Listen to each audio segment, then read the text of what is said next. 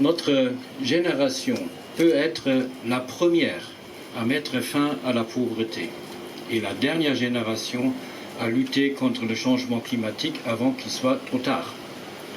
C'est par ces mots-là que Ban Ki-moon, l'ancien secrétaire général des Nations Unies, a décrit le défi énorme à relever par notre génération.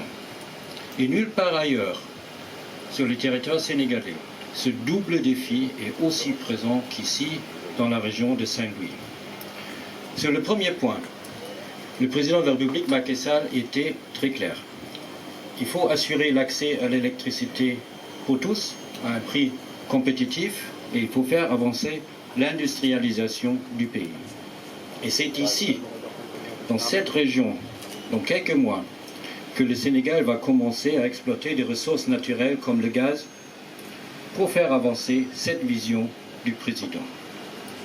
En même temps, c'est dans cette même région que nous pouvons ressentir peut-être au plus fort les effets néfastes du changement climatique.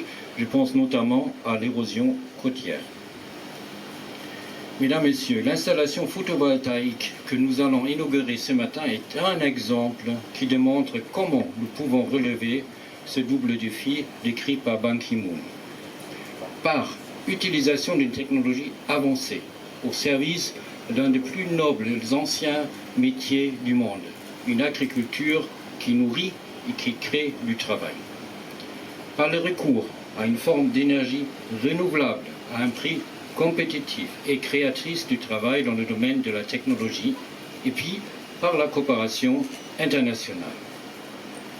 Les conditions cadres pour la réussite de cette approche sont excellentes. La production énergétique du Sénégal, pourtant sur les énergies renouvelables, s'élève actuellement déjà à 30% du mix énergétique. C'est un chiffre impressionnant qui fait du Sénégal un leader dans le domaine des énergies renouvelables.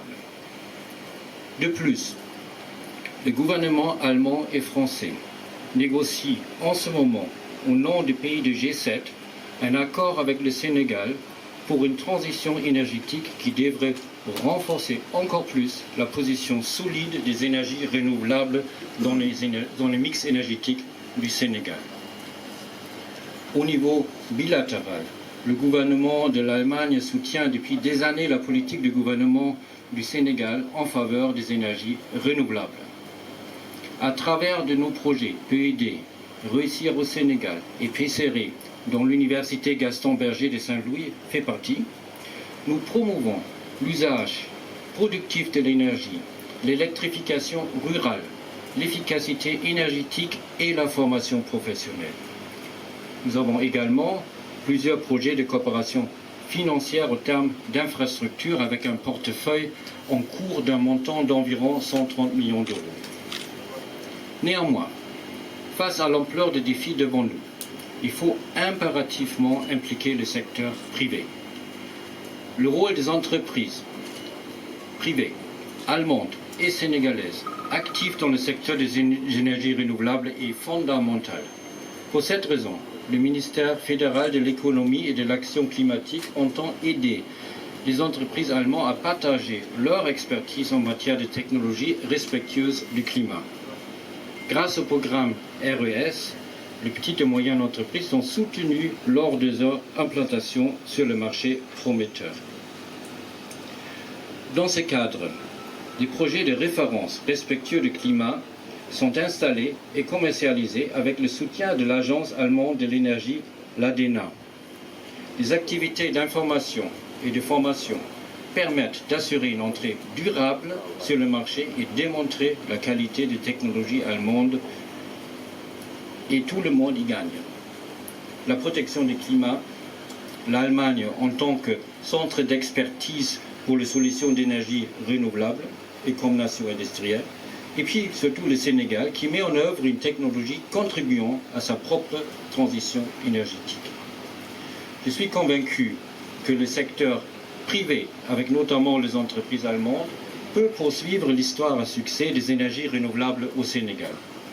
Une condition très importante pour cette réussite reste la mise en œuvre conséquente des mesures prévues pour la réforme du marché de l'électricité. Mesdames, Messieurs, le parc solaire que nous inaugurons aujourd'hui est une référence forte des possibilités offertes par des énergies renouvelables au Sénégal et de la performance des entreprises allemandes. Ensemble, nous allons relever le double défi pour notre génération, l'épanouissement et la décarbonisation de nos économies. Merci de votre attention.